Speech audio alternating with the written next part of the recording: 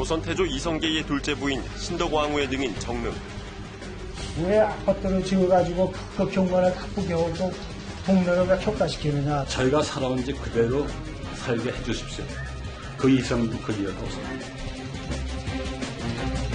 유네스코 세계문화유산으로 지정된 조선왕릉 40개의 능 중 하나인 정릉을 에워싼 고층 아파트들. 개발을 못하면은 평생 이렇게 살아가는 얘기밖에 안 되잖아요.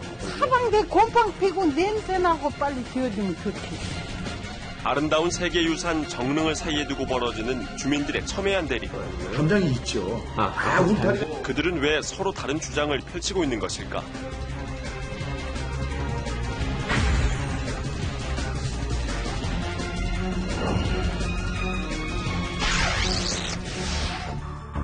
지금 제가 서 있는 이곳은 유네스코 세계문화유산으로 지정이 된 정릉입니다. 우리가 살고 있는 도심 속 주변 곳곳에는 이러한 문화재들이 여러 곳에 흩어져 있는데요. 문화재, 그리고 더 나아가서 문화재 주변 경관을 지켜야 한다는 주장과 개발에 대한 욕구가 끊임없이 부딪히고 있습니다. 그 뜨거운 논쟁을 시사기획 맥에서 취재했습니다. 최근 몇 년간 이어졌던 재개발 공방의 주인공인 정릉을 사랑하는 모임. 이들은 정릉 6구역 재건축 사업을 반대하는 주민들입니다. 대규모 아파트 건물군이 들어서게 되면은 능 주변부는 전부 아파트로 메워지게 됩니다. 조선왕릉 정릉의 역할이 아파트 단지 내의 작은 휴게터에 불과한 그런 역할로 그 격화가 되게 되고, 그러면은 세계문화유산으로서의 위험은 현저하게 훼손이 되는 경우가 된다. 그렇게 저희가 판단하고 있습니다. 정릉 주변은 이미 고층 아파트들로 병풍을 친 듯 둘러싸여 있습니다. 이러한 아파트 숲 사이 마지막 남은 공간인 6구역에 재개발 아파트 사업이 시작되면서 문제가 불거졌습니다. 정릉과 정릉의 능차린 흥천사 사이에 위치한 정릉 6구역. 재건축 아파트 설립 예정 구역인 이곳은 정릉의 경관에 바로 영향을 미치는 곳입니다. 이곳이 이제 저희들이 거주하고 있는 이제 지역이 되는데, 거주하는데 그렇게 크게 불편함이 없고 왕릉으로서의 경관을 크게 훼손하고 있지 않습니다. 그런데 아파트 단지화 하면은 전체가 이제 건축물로 이제 메워지게 되고, 그렇게 되면은 그 자연스러운 경관미가 크게 훼손이 될 것을 저희가 두려워하고 있습니다. 정릉 6구역의 주택들은 70년대 초 교수들에게 분양, 일명 교수단지로 불리는 대한민국 최초의 조합 분양 형태의 단독주택 단지입니다. 일반인들이 거주하기에 심각 문제가 있는 곳을 그대로 놔두면은 거주에 부적합한 환경이니까 이제 재개발이라는 개념이 들어온 건데, 부동산 사업을 위해서 어떤 그런 명분을 쌓는 정도로밖에 그 의미가 지금 이용이 되고 있지 않다는 현실이 참 부끄러운 얘기가 되겠습니다. 정릉을 사랑하는 모임은 이 아파트 재건축 사업을 막고자 반대 의사를 모으는데 힘을 쏟았습니다.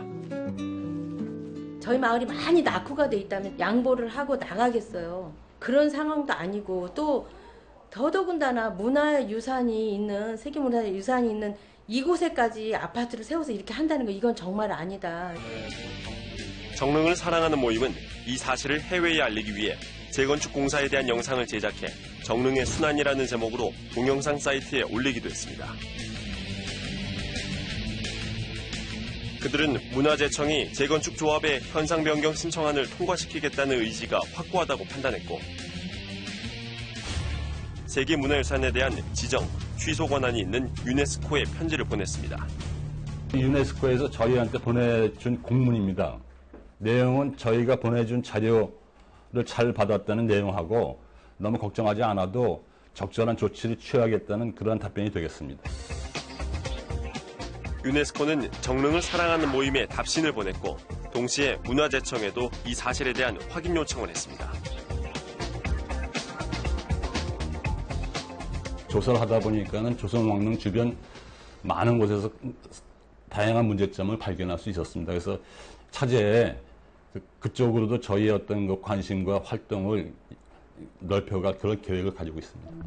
유네스코 세계문화유산이자 또 다른 조선왕릉 중 하나인 의릉은 높이 161m, 45층에 달하는 초고층 아파트 단지 건립이 이미 진행 중입니다. 우리나라는 2009년 세계문화유산에 등재된 조선왕릉 40기 외에도 1995년 석굴암과 불국사를 비롯해 2010년 하회와 양동마을 등 9건이 세계문화유산으로 등재되었습니다. 정릉 6구역 재건축 아파트 조합을 찾아 입장을 들어보았습니다. 2009년 10월 9일 인가된 재건축 조합의 대표는 아파트 건설의 당위성을 역설했습니다. 굉장히 한 30년 넘었고요. 벽이 금가가 무너질 정도입니다. 천장도 마찬가지고 그런 집들이 한두 군데가 아니고요. 그럼 여기 사는 사람들은 개발을 못하면은 평생 이렇게 살아라는 얘기밖에 안 되잖아요. 최근 서울행정법원으로부터 조합 설립 자체가 무효라는 판결을 받은 재건축 조합. 현재에 있는 주택지보다 능 주변으로 30m 이상 거리 확보가 되고요. 녹지가 조성이 되고 또 도로도 12m 도로로 또 넓혀주고요. 발전되고 능을 더 보호하고 주변 경관이 더 정리가 되면서 더 좋아진다라고 보여질 수 있습니다.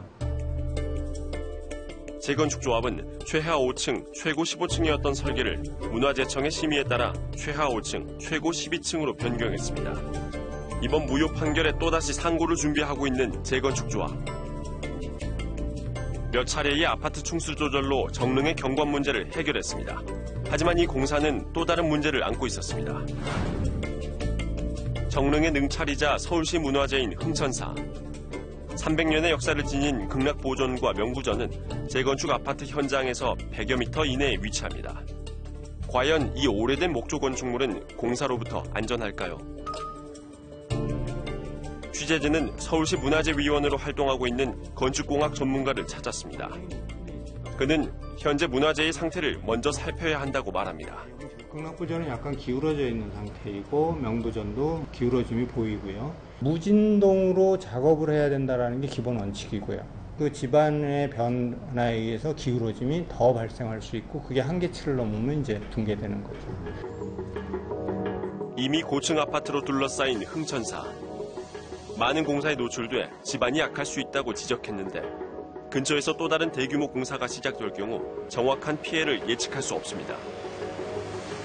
지하철 받는 깊이에 관한 규정은 50m를 초과할 경우에 검토하도록 되어 있습니다. 사실 50m라고 하면 지하 한 15층 정도까지도 팔 수 있는 상황이라 실제적으로는 적용 대상이 거의 없다고 보는 게 맞을 것 같고요. 그러니까 그 규정은 조금 좀 수정돼야 된다라고 생각하는데. 서울시청 담당과에 정릉 6구역 재건축에 대해 알고 있는지 물어봤습니다.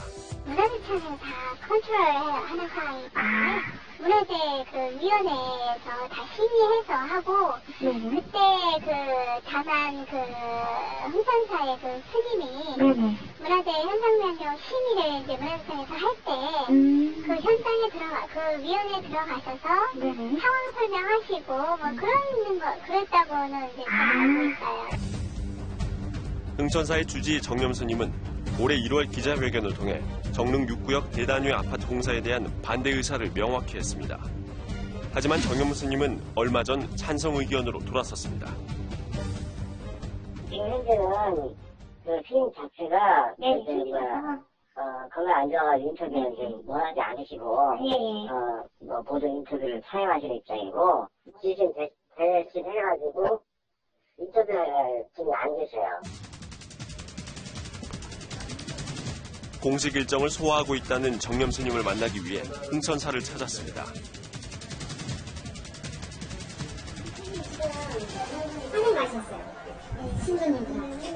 재건축 문제 처음에 반대하셨다가 나중에는 괜찮다, 흥천사는 괜찮은 입장이다 이렇게 바꾸셨잖아요.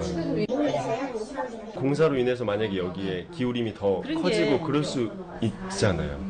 그런 거가 없으니까 있겠지. 정릉 6구역 현상 변경 심의를 내준 문화재청의 입장을 들어보기로 했습니다. 소형 기준을 만들 때 이런저런 지자체하고 협의도 하고 주변 여건을 종합적으로 보고 결정을 한 거거든요. 소형 기준에 적합을 하면 그 지자체에서 자체적으로 처리를 할 수 있도록 그렇게 돼 있어요. 경관을 가린다고 하더라도 규정상 높이만 초과하지 않으면 규제할 수 있는 방법이 없는 상황인가요? 문화재 어떤 경관이라든지 여러 가지 이제 뭐 있잖아요. 문화재 입장에서 봤을 때. 네. 근데 그거를 뭐 지금 경관 부분에 대해서 어떻게 판단하냐고 저한테 아무리 물어보셔도 제가 답변 드릴 수 있는 사람이 아니에요. 유네스코는 이런 문제에 대해 어떤 입장을 갖고 있을까? 경주를 방문한 유네스코 세계유산센터 소장인 기쇼라오를 만나봤습니다.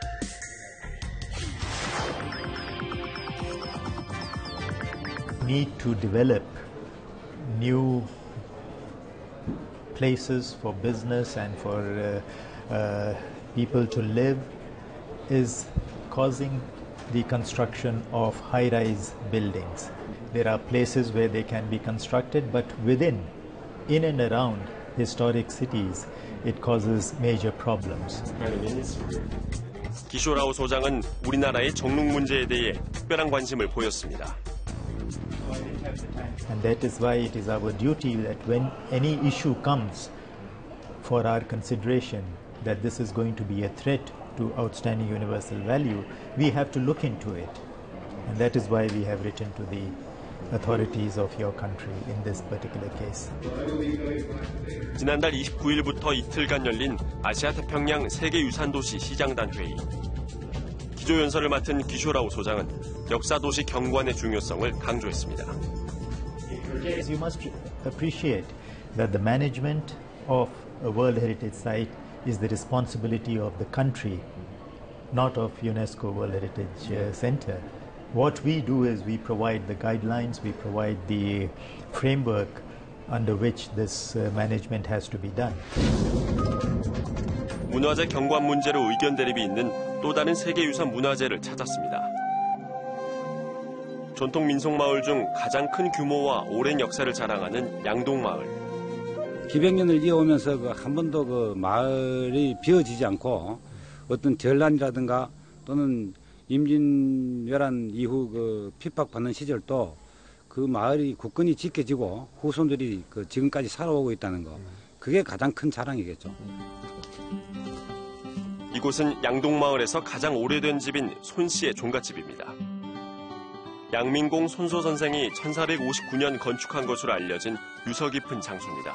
양동마을이 있게 되는 근원이 되는 집, 460년 정도 된 집입니다. 안강 기계전투의 그 길목에 있던 격전지였고요.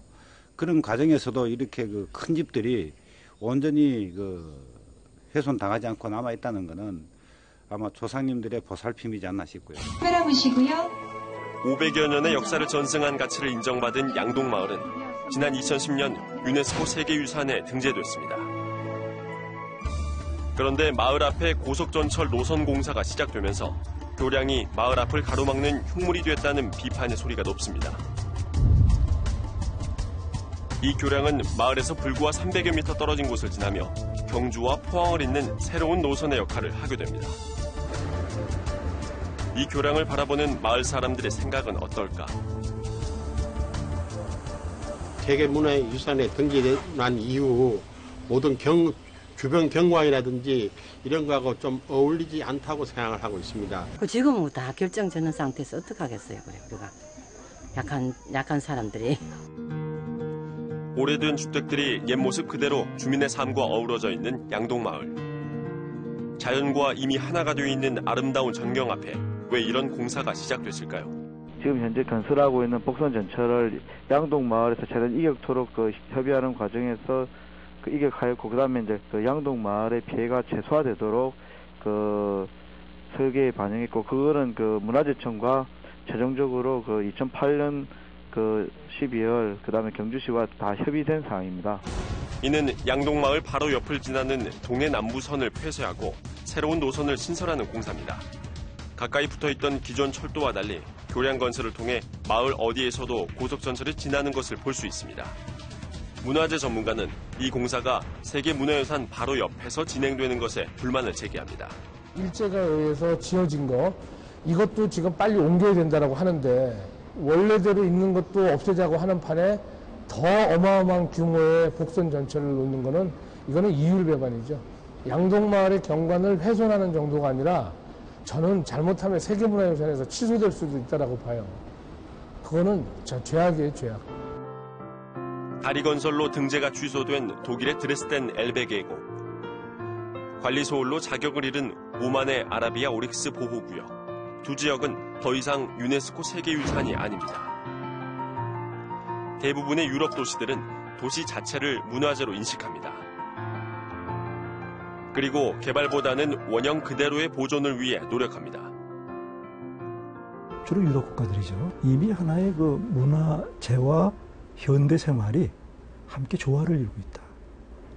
그래서 딱히 이것을 구분 짓는 것이 아니라 생활 속에서 보존하고 보호하고 활용하는 것이 이루어지고 있는 거죠.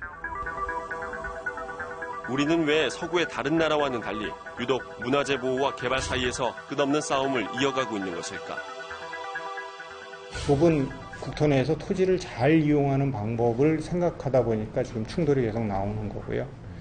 그러다 보면 개발하는 쪽이 보전하는 쪽보다 더 큰 목소리를 낼 수 있는 환경이 이제 우리나라의 지리적 여건이라고 생각하시면 되겠죠. 도시 전체가 관광 산업으로 유지되고 있는 외국 도시들은 문화재 보호를 따로 강요할 필요가 없습니다.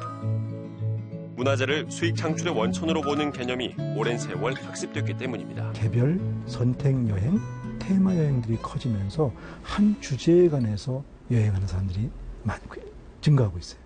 이런 측면에서 그 스펙트럼이 넓어지기 때문에 이제는 문화유산을 얼마나 활용했느냐, 자원화했느냐가 그 나라의 관광 산업을 결정하는 중요한 지표가 됩니다. 문화재는 과거와 현재, 미래를 이어주는 소중한 달입니다. 귀한 자산이자 우리의 삶의 또 다른 기록인 문화재를 향한 새로운 시선이 더 나은 미래의 청사진을 만들어주길 기대해봅니다. 시사기획 맥 서남비치입니다.